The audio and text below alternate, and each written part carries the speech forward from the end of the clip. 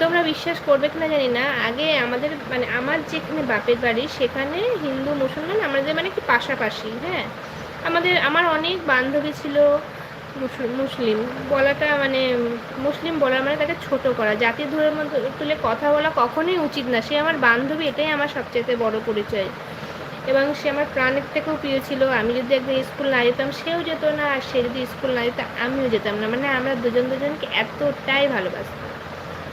আর তার থেকেও বড় কথা, আমরা যখন পরীক্ষা দিতে যেতাম, যখন আমরা যেমন ঈশ্বরকে প্রণাম করি, আর আমি যখন যেদিনকে ওকে ডাকতে যেতাম বাড়ি থেকে, তো ধরো স্কুলে যাওয়ার সময় সব বান্ধবীদের মানে এখনকার দিনে সেটা হয়তো নেই, তখনকার দিনে কী ছিল বলো তো বন্ধুরা, মানে এই তুই স্কুল যাবি না, স্কুলে রেডি হয়ে তাকে হয়তো আমি ডাকতে যেতাম। আর যেদিনকে আমার আগে হয়ে যেত রেডি, আমি আগে হয়ে যেতাম, আমি সেদিনকে ওকে ডাকতে যেতাম। আর যেদিনকে ও আগে রেডি হয়ে যেত সেদিনকে আমার বাড়িতেও ডাকতে আসতো। আর ওকে যেদিনকে ডাকতে যেতাম ও বলতো এই দাঁড়া, ওদের বাড়ির থেকে মসজিদটা খুব কাছে, বলতে দাঁড়ায় পরীক্ষার সময় বলতো মসজিদে একটু প্রণাম করে আসি, মানে সালাম দিয়ে আসি।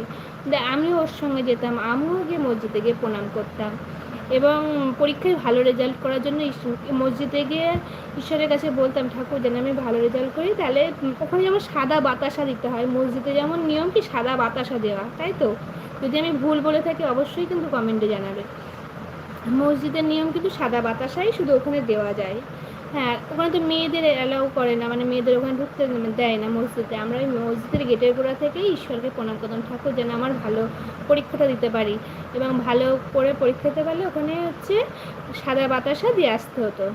আর ওখানে বান্ধবীর সঙ্গে আমরা যেতাম। তাই ঈশ্বরকে ভালোবাসি, ঈশ্বর হিন্দু মুসলিম খ্রিস্টান বৌদ্ধ সবাই ঈশ্বরেরই এক এক রূপ।